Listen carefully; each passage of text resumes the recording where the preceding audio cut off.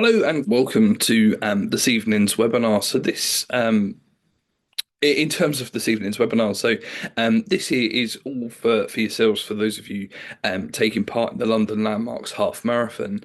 It's an incredible race. I was very fortunate to get a place in it a few years ago. This is something that I did last year. I had a few requests from various runners asking if I'd host a sort of little nutrition talk and which was really good, which was really successful last year. And then I had a few requests for it again this year. I hope the content that we've put together here for you this evening is going to be useful. I'm going to talk for about sort of half an hour, 40 minutes or so, and then answer any questions at the end, should there be any. Welcome. For those of you who don't know who I am, my name's James. I'm a performance nutritionist and founder of Fuel the Runner. Fuel the Runner is an online nutrition support program designed to support as many runners with their nutrition as possible. So, part of the reason why it was created is through my own experiences of finding that when it came to sort of training for a marathon, half marathons, there's loads of support out there in terms of training programs. But there's very little support out there in terms of nutrition, or at least evidence-based nutrition. So I see huge amounts of misinformation, even in some cases quite dangerous information shared on things like social media, Facebook groups. And so it led me to create the Fuel the Runner. As I say, it's designed to help runners to optimize their running performance, enhance their training adaptation, as well as maintain their overall health and well-being using the power of food and nutrition. If you're on social media, if you're on Facebook, Instagram, things like that, they're the two areas that we're most active on. But if you follow at Fuel the Runner or on Instagram, on Facebook, you'll find us where, again, we share lots of content, recipes, blogs, additional resources to further help and enhance your running performance. And of course, you do have the option to join our running support program, which I'll come on to talk a little bit more about later on. So we're at the time of recording. I don't want to be that guy, but at time of recording, there's about 34 days to go. So you've still got plenty of time to start to really dial in, nail your nutrition. As most of you probably still have a few long runs left, and so things like that, ensuring that you're fueling sufficiently, effectively, equally things like the recovery is going to be really key, and nutrition can also help outside of running too, in terms of maintaining optimal health and well-being, reducing the risk of things like injury, illness, amongst many other things that you may have going on. So when it comes to nutrition, it is something that can be sort of it's something that can make a huge difference to a lot of runners. I'll talk more about that in a moment. Again, for those of you that are taking part, I'm fully aware some of you this may be your first half marathon. Some of you this may not necessarily be your first half marathon, but maybe your first London Landmarks half marathon. Again, if it's your first London Landmarks, it's a great race. I was very fortunate to do it a few years ago. The crowds are amazing. The opportunity to run around London was really enjoyable. You're in for a great race. But in terms of what I'm going to talk about this evening, a couple of key areas. The first one I'll talk about is the next few weeks. So how your nutrition, how you can prioritize your nutrition over the next few weeks to support the training sessions that you have left. As part of that, as well as the fueling side of things, it's also the importance of optimizing your recovery too. Again, I'll talk about how you can use your nutrition to help reduce the risk of things like injury and illness. And then we'll talk about optimizing your performance on the race day as well. So I'll share a few common mistakes that I see a lot of runners make as well. And then we'll finish off with any questions, should anyone have any. So when it comes to nutrition, like I say, in my experience, nutrition is something that a lot of runners, or equally a lot of athletes, tend to overlook. I often say nutrition is just 1% of an athlete or 1% of a runner's development, but it's that 1% that can have a huge impact on the other 99%. And so, as you can see, it's not just your nutrition that supports pre-run fueling, for example. So this is probably the approach that most runners take, where they just have maybe a bowl of porridge before a run, and that's it. They don't really think about the rest of the rest of the day, even the rest of the week as well. But as you can see, nutrition can support things like your recovery. Nutrition can help enhance your training adaptation, so essentially you start to get fitter, faster, stronger. Nutrition can play a key role in terms of reducing the risk of things like injury and illness. It can make a huge difference in terms of improving your body composition. So, if you're a runner that's maybe trying to maintain running performance but equally drop a little bit of body fat, for example, absolutely this can be done. It's just knowing how to go about doing that. And of course, as I say, it's the role that nutrition also plays in terms of maintaining your overall health and well-being. So, making sure we're getting all these different vitamins and minerals into our diet to support optimal function in other areas is really key here. In terms of the role of nutrition within the body, I like an analogy, and the analogy that I often use is our bodies are a bit like the fuel tank in our cars. I mean, I take this a little bit further, and I use the example of a Formula One car. So what I mean there is, in the same way, if you put fuel in your cars, or you need to put fuel in your cars to get you from A to B, same thing works in the body. If you're not fueling your bodies effectively with carbohydrate, with all those different nutrients that it needs, this is what's going to start to impact your performance. So this could be the difference between you getting a PB on race day and you maybe struggling to finish. But equally, it's when we start to underfuel ourselves, this starts to increase the risk of things like injury, illness. It starts to impact recovery, so it takes us longer to recover. We feel really sore, fatigued, tired for longer too. The other part to nutrition is quite often a lot of foods and drinks. They're often labelled as sort of good foods and bad foods, or good drinks and bad drinks. But actually, there's a time and a place, and it's not so much this case of good food versus bad food. I'd say it's more this case of context and understanding which option is the most appropriate, depending on the situation that you're in. So when it comes to it, what you can see on the screen, we've got some sports drink, a handful of sweets, some Jaffa cakes, and some flavoured milk. These aren't necessarily the best options to snack on a sort of daily basis, particularly on a rest day, quiet day as such. However, these are absolutely perfect options to have before your runs, during your runs, and equally after your runs too. So particularly with things like milk.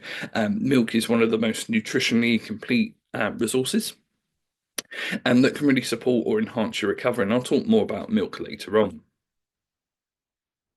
So moving on to sort of the first part in terms of the next few weeks. So the next few weeks, as I say, you've still got plenty of time to really start to think about how you're going to fuel your performance on the day itself. And as part of that, start to trial a few different options, a few different fueling strategies over the next sort of few weeks or so.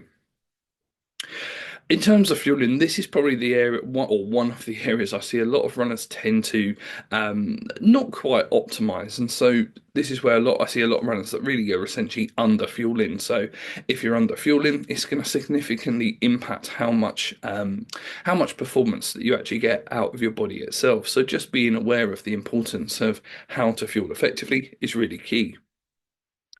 Particularly, and over the next couple of weeks, again at time of recording, if your runs are starting to increase in terms of distance, this is where fueling becomes even more essential compared to maybe some of the shorter runs that you were doing.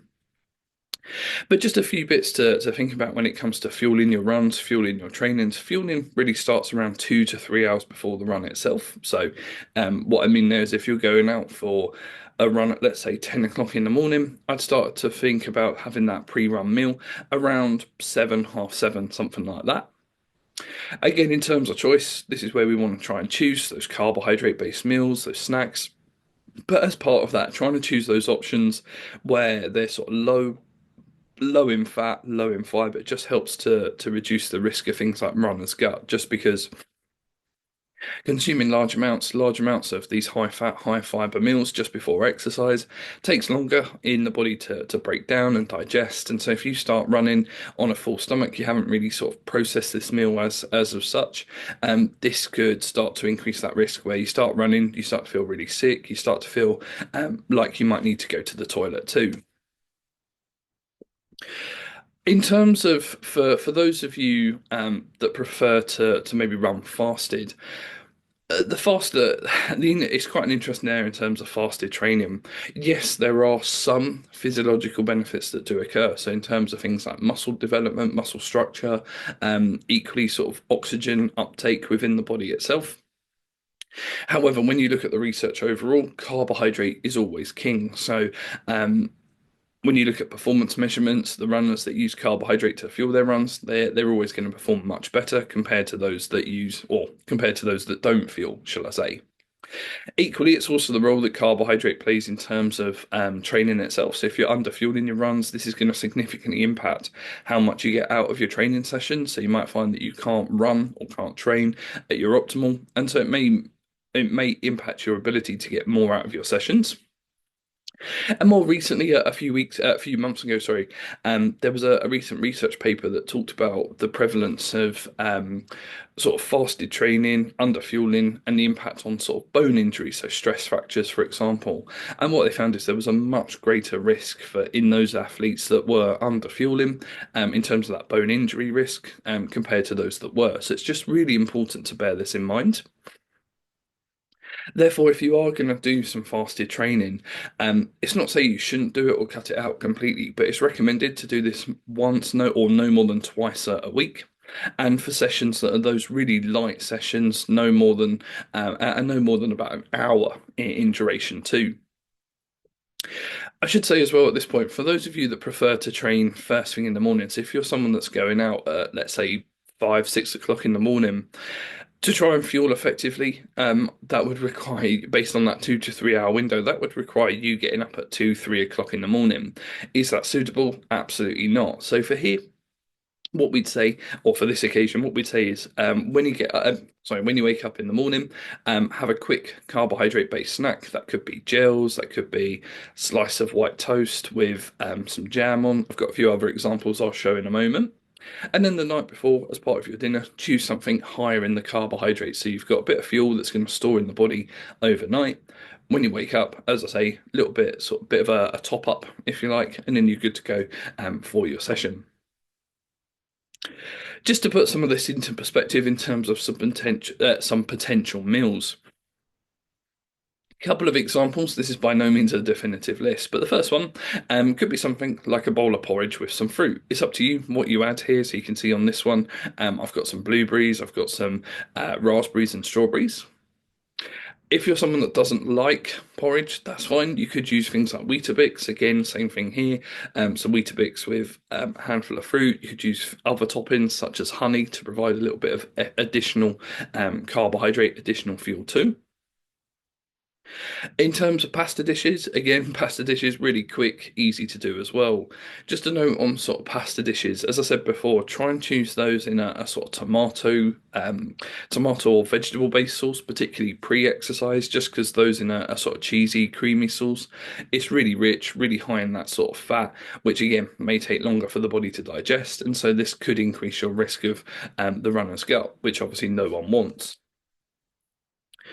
Like I say, going back to my example before, so if you're going out or training within a short period of time of waking up, sometimes you might, or equally, you might prefer to have smaller snacks. So smaller meals, smaller snacks could be things like toast with some peanut butter and sliced banana. Again, as I said, you could swap this out for some other condiments. So slice of toast with jams, marmalades, anything like that. And equally, maybe depending on the time of day that you're running, things like jacket potatoes. So jacket potato, you've got that really good hit of carbohydrate in those. And then again, you can choose different toppings to support what it is that you're doing. So some of these options that you can see on the screen, you will see later on as part of your recovery. So you could use things like pasta dishes as pre-run fueling, but then equally you can use that combined with some protein to support your post-run recovery too. Again, for some of your longer runs, when you start to go out for some of the bigger sessions, particularly those long duration sessions that you may have coming up, again, taking on additional snacks can also help. So these options are something that you'd have around an hour or so before the run itself. So that could be a bowl of yogurt with a handful of fruit. Could be a piece of fruit itself. So things like bananas are always quite popular, quite easy to consume.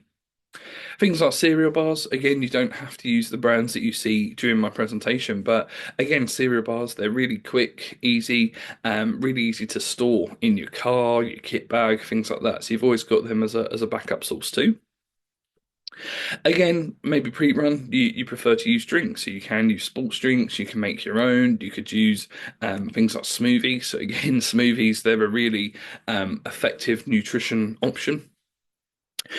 Just so you can, again, mix all sorts of different fruits and vegetables in to support either pre-run fueling, recovery, equally provides a quick sort of breakfast option as well if you're in a rush. Again, other popular options could also be things like malt loaf, but again, like I say, this is by no means a definitive list. I haven't got it on the screen, but you could also start using things like fruit purees, fruit pouches, things like that. Again, some recent research has shown them to be quite an effective, or just as effective as things like energy gels as well. In terms of fueling during your runs itself, so how much you need to fuel during the run will really depend on a number of factors in terms of duration that you're running for, intensity of the session. But as a sort of rough guide, as a rule of thumb, if you're running in sessions under an hour, so let's say you're doing a park run on a Saturday morning, so around that sort of half an hour mark, again, still need to fuel before the run itself, but during the run, there's no need to take on any additional no need to take on any additional carbohydrate. You may wish to take a water bottle with you. That's fine, particularly if it's a really sort of hot day as we come into the summertime, and maybe add some electrolytes to it just to replace those that are lost during your sweat. But now, once that running duration starts to increase, if you're running for anything sort of an hour and above, it's recommended to have around that 30 grams of carbohydrate per hour.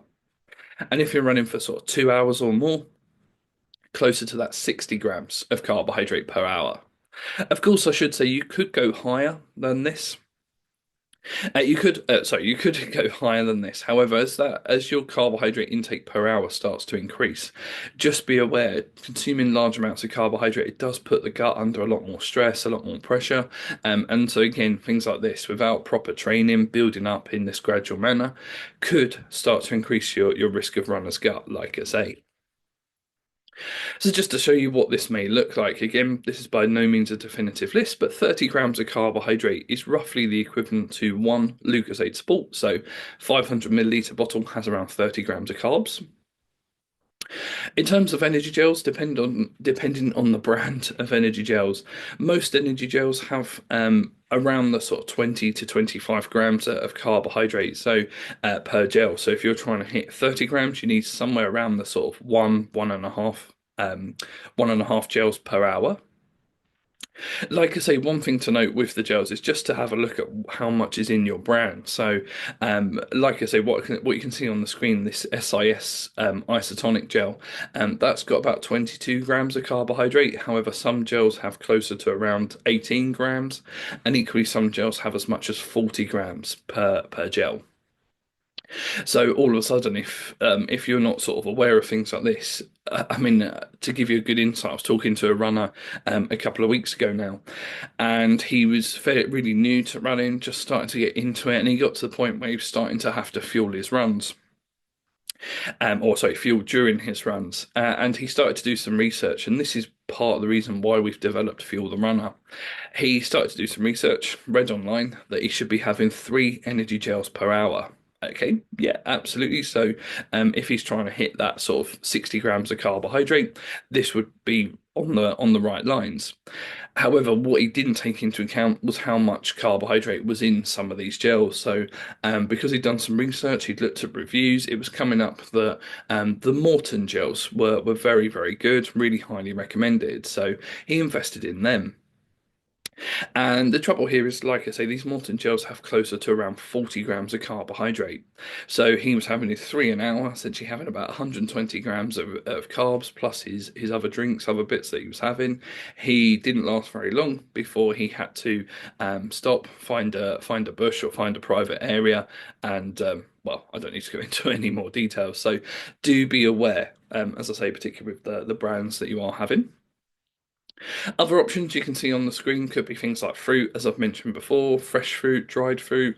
If some runners like to snack on a banana whilst running, some use a handful of raisins, sultanas, things like that. Cereal bars, again, a really popular option as well. So sometimes if you're out for long runs, you start to get a little bit hungry. Things like cereal bars give you a little bit more substance, something to chew on. Sweets, again, things like jelly babies, jelly beans, Haribo could be are always quite popular options here. And again, some of you may have started to see some of these powdered fuel options. So um, things like Tailwind, you can see I've got some SIS Beta fuel on the screen. Again, there's lots of other brands out there as well. There's no right or wrong with how you do this. So my role is to translate the science, the theory into application. But what that looks like in terms of how you apply this information to your lifestyle will vary quite significantly. So this is where, like I say, over the next sort of 30 days or so, using your runs to really practice, really nail your nutrition. If you haven't been doing this, it is really key. And just to highlight what that 60 grams of carbohydrate looks like, essentially doubling what you're currently having. So that could be two Lucozades an hour, that could be two bananas, two cereal bars, two sort of handfuls of sweets, and so on. As I say, there's no right or wrong with this. You don't have to do sort or use one method for the whole duration of the run. You're using a mix, so you could sort of mix it up. The first leg you might sort of use gels, but then you might take a cereal bar. You might use some of the powdered fuels. Again, it's entirely up to you, sort of what you do or how you do it. And like I say, just on the note with energy gels, if you're someone that really struggles or really doesn't like them, couple of things to be aware of with energy gels is energy gels will vary quite significantly brand to brand in terms of taste, in terms of texture, consistency. Um, and so it's certainly worth maybe trying a few different options. So if you take again what I've got on the screen, the orange SIS energy gel, if I was to order sort of four or five brands or different brands of the same flavor, so the orange flavor energy gel across all those different brands, the taste will vary quite significantly. So you've got this as a if I use this as my benchmark, some gels are much sweeter, almost to the point that they are very sickly. And then the other as part of that, some gels they do vary quite significantly in terms of consistency. So some gels are maybe a bit of a sort of more thicker consistency, which maybe sits a little bit more on the stomach, a little bit heavier, which some runners don't like. But then there are other gels where it's a lot more that sort of consistency. It's a lot more runny, so a bit easier for them to digest. So just as an example, that would be things like Nutrition X, things like High Five. Their gels are maybe a little bit more sort of runny, whereas like the SIS gels, I'd probably say are at the and the Morton gels, to be fair, are probably at that sort of thicker end. So it's what works for you essentially. Again, as I've mentioned, if you are really struggling with gels, there are lots of other options that you can use to fuel your runs. Again, whether it's the options on the screen, the fruit pouches that I mentioned before, there's lots of other options that you could do. So, like I say, that what's really important for the next sort of 30 days or so is to really start to practice, nail your nutrition strategy, just so you start to get used to what you're going to have. So that's a little bit about the fueling side of things. The other side is, of course, the importance of your recovery.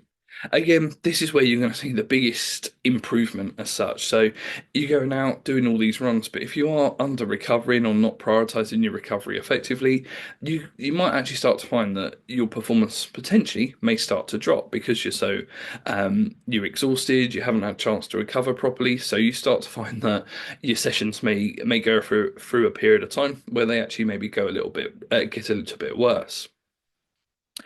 And nutrition again is another really effective area where it can certainly help sorry,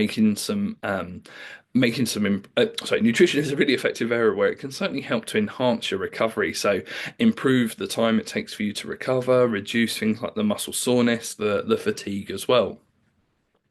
Again, when it comes to sort of exercise, if you imagine your body, it's like the battery on your phone. So when your phone battery, or sorry, the more you start to use it, your phone battery starts to drop, and it gets to that point where the phone goes into low power mode. Phone still works, but a lot of those functions, some of them have been turned off, or some of them are now working at a reduced power, reduced rate. And this is essentially what's happening in the body. So making sure we are prioritizing the recovery, particularly over the next few weeks, is certainly going to make a huge difference. So when it comes to sort of the nutrition and particularly around the recovery side of things, some of you may have heard of the 3 R's. Some of you may have heard of it referred to as the 4 R's. I actually call it the 5 R's. So just to highlight a little bit more about each one. So the first R is the importance of rehydrating. So replacing all that fluid that you've lost during the runs itself. So if you've gone out, done a long run, you've started to sweat, lose lots of fluid, potentially lots of salts, electrolytes. It's really important that we replace the fluid lost. And I'll talk about the guidelines in a moment. The second R is the refuel. So this is about the importance of replacing what's been used in terms of your carbohydrate. So when it comes to the refuel side of things, in terms of that carbohydrate, this is essentially your body's fuel source. So that carbohydrate is stored as glycogen, and we only have enough storage for roughly 2 hours worth of high intensity exercise, provided that we have fueled effectively before our run. So again, it comes back to my analogies before. If you've now used all that fuel during your training sessions, it's really important that we add some carbohydrate back into the body to help replace what's been used. The third are the rebuild. This is about the importance of protein. So protein is really important for that as for that growth and structural repair phase. So this is what helps the muscles to recover quicker. They become stronger. So essentially, over time, we get faster, fitter, stronger. The fourth R is our rest. So this is about the importance of prioritizing our sleep, the importance of just having that rest and recovery time. I know this one's maybe a little bit easier said than done, but particularly over the next sort of few weeks or so, if you're in sort of particularly a busy training week, if you've got a lot going on outside of training, outside of running itself, your sleep is going to make a huge difference here. And I'll talk about some of the guidelines in a moment. And then just to add to this, the repeat. So this is what I call the fifth R, and this is about the importance of doing this after every training session or after every run, whether it be a gym session, a run. This is where you're going to see the biggest improvement. So following the guidelines from sort of points 1 to 4 after every session, that's where you're going to see the greatest improvements or biggest benefits to your training going forward. So just to highlight a little bit more about this here in more depth and detail. So, in terms of starting that recovery process, really we should be starting this as soon as possible. So, as soon as you finish, starting that process where you are starting to have something to drink, something to eat, this is what's going to help you to recover much quicker. In terms of obviously post run, post training session, I appreciate that you might not have the appetite to eat loads of food and loads of drink. So starting off with something small, something is better than nothing. Even if you've gone out, let's say you've done a huge run, you've run for 2, 3 hours, let's say. Um, Even if it's using a handful of sweets, even if it's sipping on sports drinks, any sort of quick, easy options that just start to get some fuel back into your body is going to make a huge difference. Then once you're feeling better, once you're feeling like you've got your appetite back, you can then switch to some more substantial meals and snacks. I've got some examples I'll share in a moment. So, in terms of the carbohydrate, like I say, incorporating some different carbohydrate snacks, having those as soon as possible will certainly help with that recovery. In terms of the rebuild, so with that protein, so same thing here, plenty of protein sort of snacks.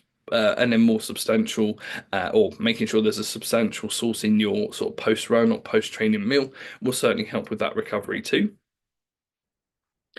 In terms of the rehydration, so it's recommended that we should be trying to aim to consume at least 150% of what's been lost during exercise. So if you start to weigh yourself before and after a run or after a session, and you find that, let's say you're losing a kilogram in body mass after a session, it's therefore recommended that you should be trying to drink around 1.5 litres. As part of that, I wouldn't necessarily just stick to water, but I'd be maybe using things like sports drinks, even if you mix in some form of sort of cordial into it, just to help provide some electrolytes, a little bit of carbohydrate, to help refuel your body as well. So tying in with some of the previous points.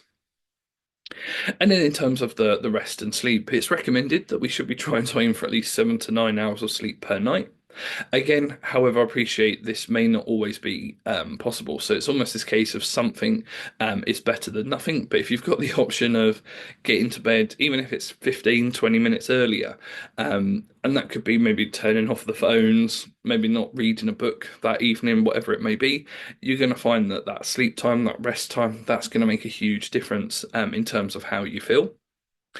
In terms of naps, it's not to say that you shouldn't nap by any means at all. There is certainly a time and a place. So it's recommended that we should nap for no longer than 30 minutes in duration. And between 12 and 4 o'clock in the afternoon, this has been shown to be the optimal time where it can help repair, replenish the body, recharge the body, without compromising your sleep that evening. So just to put this into perspective, so what you can see on the screen is by no means a definitive list. But like I say, starting that recovery process sooner rather than later. So using things like the cereal bars, the fruits, the yogurts, if that's what you find that you fancy. Equally, things like milk, so flavored milks, or even things like your sort of cow's milk could be just as effective. Yeah, just as effective. So you've got that good hit of protein, that good hit of carbohydrate, and you've got also got the calcium that's in it as well to help with to help support to help support bone function too. And then once you're in that position to have something a little bit more substantial, you've got the rice dishes, the pasta dishes.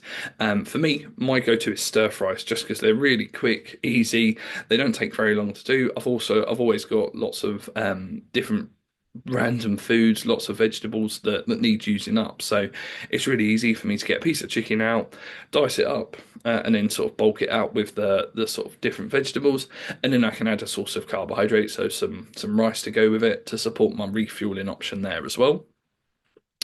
As I mentioned, making things like smoothies, again, just as quick, just as easy. If you've got, I don't know, post run, so some milk, a banana, and a handful of strawberries. Blend it all in together, and again, you've got a really nutritionally complete post-exercise recovery option there as well. The other part, particularly at the moment, is just the importance of trying to highlight or trying to optimize your sort of overall health too. So when it comes to it, obviously doing all this training, the exercise, life outside of running as well, it just starts to increase the risk of injury and illness. And it's just about this time of year where people start to find that they are really tired, they are really fatigued, they're starting to pick up more coughs, colds, and this can obviously impact your ability to train and may result in some days lost due to illness. So a few tips just to help with this. First one I'd say goes back to the fueling. We call it fuel for the work required, and this is just about the importance of making sure you are fueling your sessions effectively. I know some runners they don't know what they should be having, they don't realise how much they should be having. Some runners they're also trying to tie into account other health goals if you're trying to lose weight. But the trouble with this is people go, "Oh yeah, I'm going to eat in a calorie deficit." But if you're eating in a calorie deficit on a day where you're going out to do 10 miles plus, let's say, it's gonna you're gonna find that you haven't got the fuel to get the most out of your session. You find that you're just going to feel really tired. And like I say, potentially it's also the impact it has on other aspects or other functions within the body too. So it doesn't really work. So it's just looking at making sure you are fueling around your sessions, but then maybe the rest of the day or on your rest days, maybe just starting to alter how much carbohydrate you're having on those days. And so what you reduce in terms of portions of the carbohydrate, bulking your meals out with more protein, more of the vegetables to support the recovery side could be a potential option there. In terms of reducing the risk, I know this is obviously easier said than done, but particularly very getting closer to the start of the race itself. Where possible, try and avoid maybe large crowds and anyone who is currently ill. So if you have got friends, family members that are full of cold, if they've got some other infection, some other virus, obviously there's lots going around. I know it sounds nasty, but where possible, just trying to minimize your contact time with them. Again, focusing on the sleep. So sleep is really important for the recovery side of things, but good quality sleep is also really important for maintaining things like a strong immune system too. Again, at time of recording, we're still the weather is starting to get better. We've got a little bit more sort of sunlight each day, but even now, it's still not enough. So at this point, it is still recommended to be using things like vitamin D supplements. The other part to this is also making sure you are following good food hygiene, safe food and health site safety and food hygiene practices too. So what I mean there is making sure food is being cooked effectively or cooked all the way through. Equally, making sure you are sort of following good practices, washing your hands regularly, making sure you're sort of cleaning any sort of products effectively before using them as well. Just because I've been speaking to a few individuals recently who have been cooking or maybe doing sort of meals in a rush. Maybe they've gone out somewhere, and even some of these restaurants that might have quite sort of low food hygiene. Again, it just increases your risk of becoming infected or becoming ill. If hopefully not, but if that was to occur where you did then pick up where you did pick up some form of illness, again, just a few tips to help manage it. Again, prioritizing the rest and recovery time is really key. Things like nasal sprays can also help in terms of reducing congestion, so keeping the airways nice and clear. And using things like hot drinks and cordials. So hot drinks, hot cordials, so things like hot Ribena, for example, or equally some of you may use things like honey in some hot water can help alleviate, help reduce things like sore throats too. And as part of that, I know I haven't really talked about it very much in today, but just the importance of hydrating regularly, both for the running performance, the exercise, but equally day to day. We do need a large amount of fluid to help with maintaining optimal body function too. Again, a few tips just to help with recovering a little bit quicker. So, at the onset, if you were to experience a sore throat, cough, cold, things like that, recent research has shown that consuming zinc supplementation combined with vitamin C for around 3 to 5 days can help reduce those symptoms. Using things like Vicks First Defense, using things like some of the nasal sprays that I mentioned can also help in some of these situations too. The last part I'm going to come on to then is just about the day itself. So, like I said, it's a fantastic race. I'm very jealous of all of you that are going on to run it this year. A few tips just to help with this. So, the first one I'd say, at time of recording, I've had a look, I've reached out, but I haven't had any response as of yet. At the moment, it looks like the only nutrition provision on the course itself will be through the water station. So, at the moment, it looks like the water stations are roughly every 2.5 miles. So, usually it's provided in cups. However, last year, because the weather was so bad, so windy, they actually swapped last minute to bottles. So if it's a cup, it's probably going to be a fairly small cup, maybe 200 milliliters, something like that, as a rough guide. Might be a little bit less than that. And then they switched to bottles. I didn't see how big these bottles were, but again, when you look at sort of even the smallest bottles out there, there may be a little bit more volume. So just to bear that in mind. However, they're not, again, at time of recording at present, they're not providing any form of other nutrition. So no gels, no sports drinks, no other sort of products here. So you do need to make sure that you are planning how you're going to fuel yourself over the run itself. Again, in terms of start time, so again, at time of recording, you may not have your start time as of yet, but just being aware here.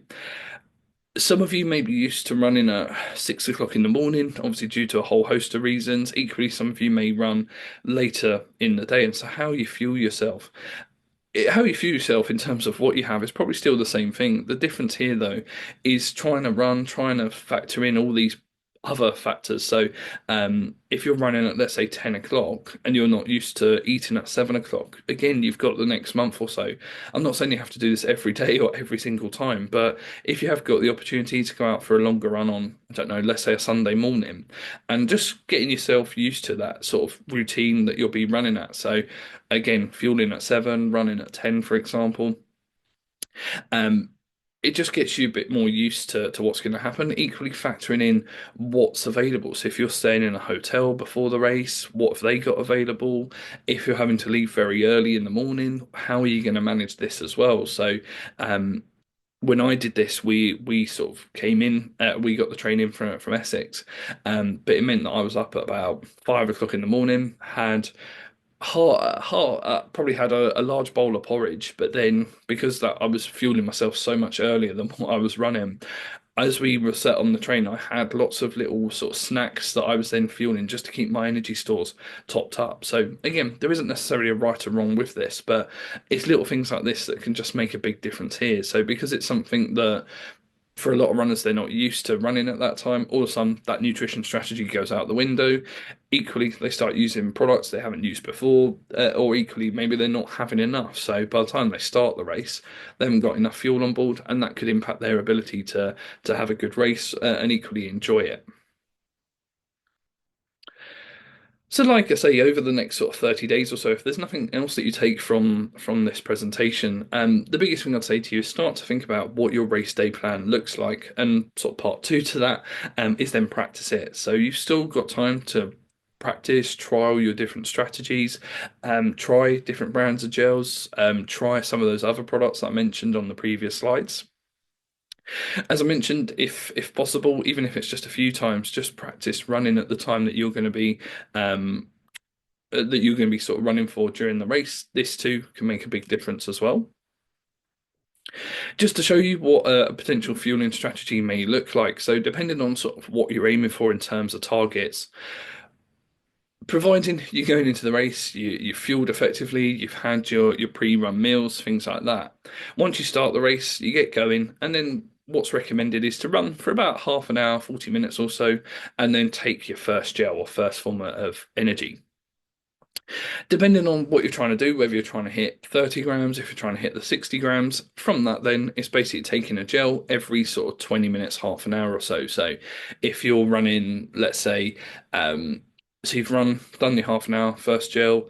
If you're trying to hit that 60 grams of carbohydrate, it's going to work out a gel every 20 minutes or so. So now your second gel at 50 minutes in, third gel at 1 hour, 10 minutes, and so on until you finish until you finish. Again, if you don't like gels, as I say, you can do the same thing, but with other sort of foods and drinks. So just to mix this up, you might use the sports drinks, you might use the cereal bars. Same process here. It's just looking at how you maintain your energy levels equally as part of that, particularly if it is hot, maintaining your hydration too. Once you finish the race, congratulations! It's a really good feeling when you do get through that finish line. You've now got your medal. All those months of hard work and training have paid off. If you're running for charity, you've raised lots of good money. Again, as I say, starting that recovery process sooner rather than later. Again, something that I see quite often a lot of runners do is where they basically try and they finish the race, they're very dehydrated, they get their sort of race bag, and usually there's some form of drink in there. It's usually water, whether it be canned water, whether it be a bottle of water. And what a lot of runners I see do, they basically try and neck the entire thing. Trouble with this is you're incredibly dehydrated, and there's a good chance that you're just going to end up throwing this all back up again. So, starting off with something small, as I mentioned before, even if it's a handful of sweets, sipping on sports drinks, start off with small amounts and gradually build up. Gradually build up sort of after the run itself until you can then have your more substantial meal.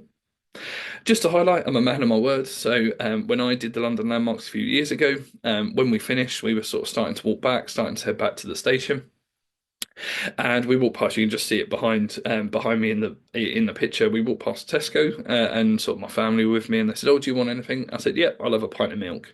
So I was then walking along sort of Oxford Street, all round there, and with my pint of milk, and then sat on the train. Yes, I did get some very strange looks, but again, as I mentioned before, it was helping me to recover effectively. Just to highlight as part of that, just a couple of common race day mistakes that I also see a lot of runners do. The first one, this is the golden rule with sports nutrition, is never try anything new on race day. Yet the amount of times I have seen people do this, it is absolutely crazy. It doesn't sound like very much, but even switching to different brands of gels, even switching to sweets. I mean, I've seen this before at races where group of mates, group of from a running club, for example, someone offers out a particular brand, particular product that that individual's not used to, and in some cases it can be an absolute disaster, and so it just ruins their race. So a few things that are really important here. First one, please stick to your nutrition strategy. So use the next few weeks.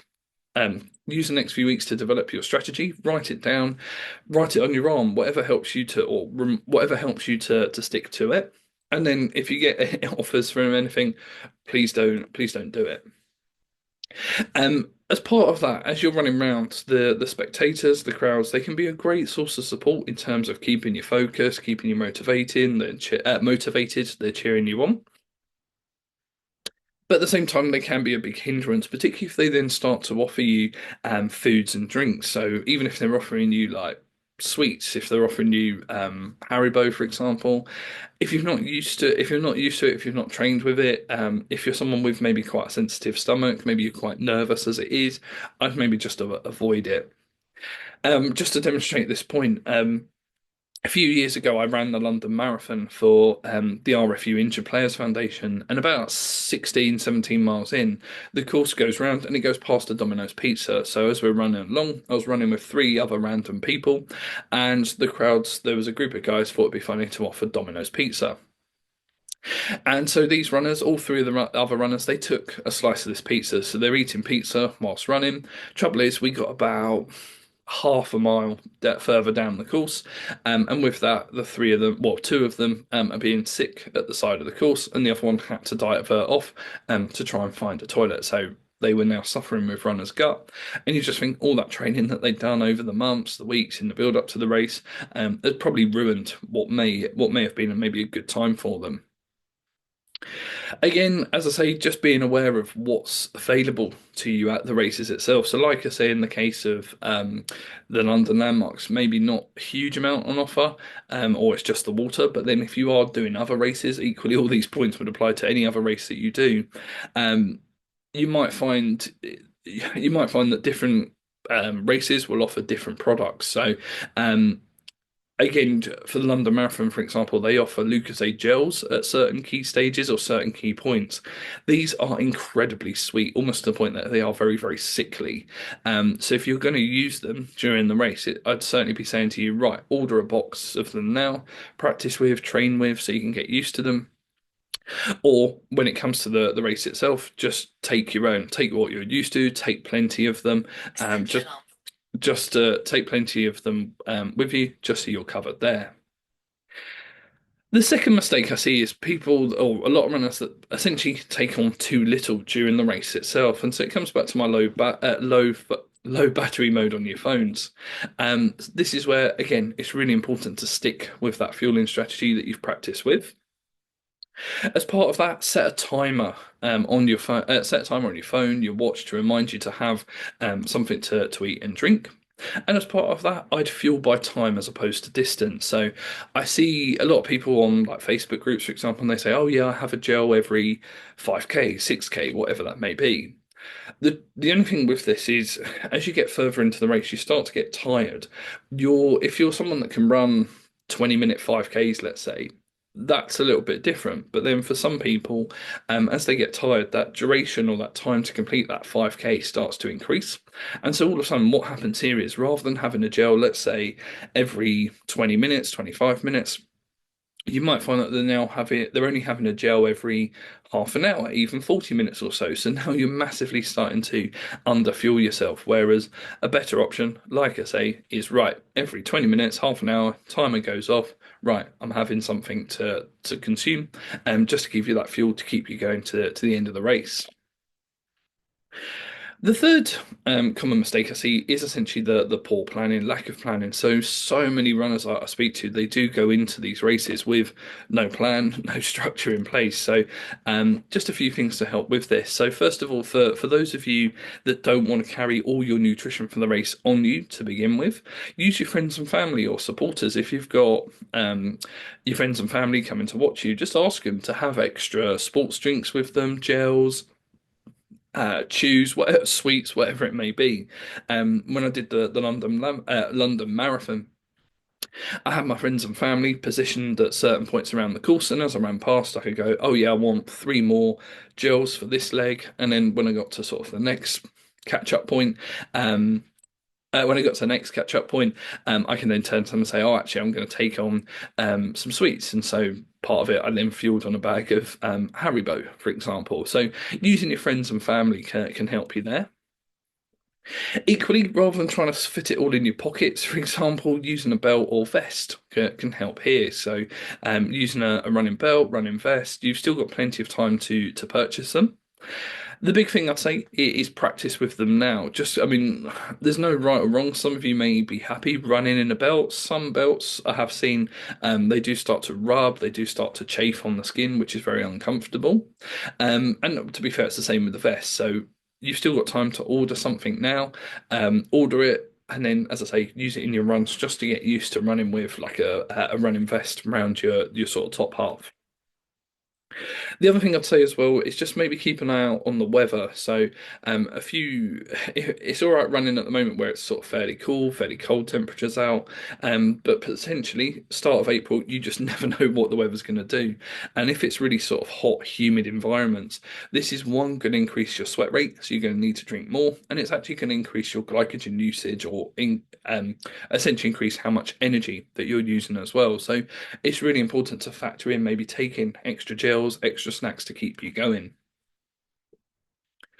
So just to finish off then with a few additional tips to help. So as I've mentioned, fueling is key.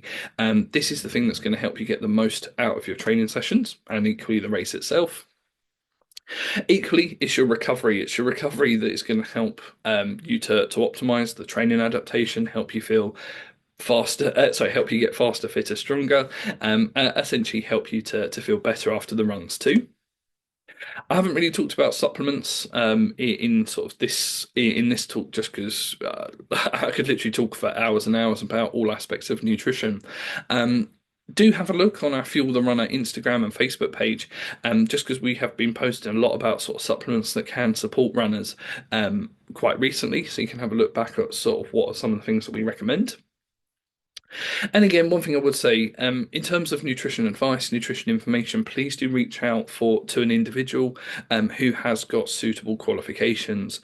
It's great that people want to help on Facebook groups, but some of the comments I see in some of the Facebook groups I'm in are either wrong. Their comments are misinformed, or actually, in some cases, some of that information is extremely dangerous. So, just where you get your nutrition information from, make sure you are reaching out to a qualified individual. So I hope that was useful. For those of you on the call, if you do have any questions, then please do let me know. Just while you're talking, or equally, for those of you sort of catching up. Um, I hope this was useful. Like I say, it's a completely free webinar. It's something that I enjoy doing. It's just trying to give people a little bit of nutrition information and advice. If you did find this useful, though, I'm actually running the London Marathon myself a little bit later on at the end of April for the RFU Injured Players Foundation. So if you'd like to make a donation to my giving page, that would be amazing. So the link to do that is below this video. Equally, I'm offering one-to-one nutrition consultations at a reduced discount in an exchange for a donation straight to the page. So rather than pay me, you donate to my giving page, and then as part of that, send me a screenshot of your donation, and then we can book a call to go through any sort of questions, what your sort of nutrition challenges may be. If you're looking to level up your running performance, just a few resources to further help you. So, like I say, we are very active on Instagram and Facebook, so give us a follow. We share content on a weekly basis or almost on a daily basis. So, everything from recipes, additional blogs, additional resources to further help your running performance. You may be interested to know we've recently launched our Fuel the Runner nutrition quiz. So again, it's a completely free quiz. All you have to do is enter your details, answer the questions, and it provides you with bespoke, specific advice relative or based on the answers that you provided, with some additional tips to support your running performance going forward. We also have, as I mentioned at the start, we also have our Fuel the Runner support program. So this is essentially a monthly sort of subscription model. So you're able to join a community of like-minded runners looking to enhance their running performance using the power of food and nutrition. As you've seen from today, I've really covered a brief snippet of the role that nutrition can play in supporting runner performance, but equally health and well-being. So as part of your membership, you get access to our community where we have a self-guided online course, so new modules that cover all aspects of nutrition, from fueling in more detail than what I've talked about today to supplement use, a little bit more about sort of life outside of running, so navigating the supermarket, eating out, takeaways, things like that. You have access to our recipe hub, so lots of quick, easy, budget-friendly recipes too, and lots of resources. So resources around various supplements, resources that you can download to further help support your running performance too. Each month we host a sort of webinar covering the latest in nutrition. So our next one is this Wednesday. So at time of recording, that's Wednesday the 5th of March or 4th of March off the top of my head. I can't quite remember. Where we'll be talking about that concept of fuel for the work required. So for our members, we'll be going through how you essentially fuel your runs or fuel your training sessions to enhance your running performance, but then also how you can alter your nutrition to support body composition goals and things like that. So that's hopefully going to be really useful. Again, you've got access to us, so you have the RC experts function. So there's myself, there's our team of individuals that are there to help you. So we've got support not just in terms of nutrition, but we've got experts in terms of psychology, physiotherapy support, and we've got lots of plans, additional resources coming very soon.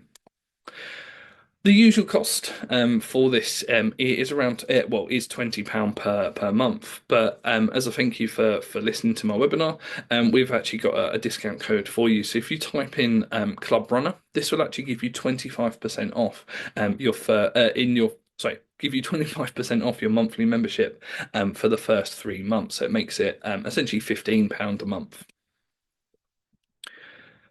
If you're looking for further support, if you'd rather work on a sort of one-to-one basis with us, we do have our advanced coaching program. So the difference here is it's a lot more sort of one-to-one time. It's a lot more specific support relative to your race, relative to your goals. You get a lot more support from us. We use additional tools to enhance your running performance. So we've got everything from potential blood testing opportunities, body composition analysis, to using various apps to support your sort of nutrition planning, fueling based on the demands of your training too. So if you're interested in that, please do get in contact. And again, a final thing is just our Fuel the Runner ebook. So this is something we put together, again, completely free. If you want to access this, it's just a bit more of an in-depth guide about how nutrition can support various aspects of your running as well. So the link to download this is just below this video for you as well. But on that note, that is pretty much everything from us for this webinar. So we hope you found this useful and beneficial. Um, from our point of view, this is something that we are starting to launch. It's something that's still in still very much in its early stages, its infancy. So the only way we can grow this is through people like yourself. So if you are watching this and you found the content that we've shared helpful, we'd love it if you could share it with other runners. If you're part of a running club, we're actually offering free nutrition workshops to running clubs. If you're on various Facebook groups and you wouldn't mind sort of sharing, you found this useful, that'd be amazing. If you're on Facebook, Instagram, if you search James Fleming Nutrition on Google, and if you're happy to leave us a review, that'd be amazing. It just helps us grow, and it's cost absolutely nothing to yourselves.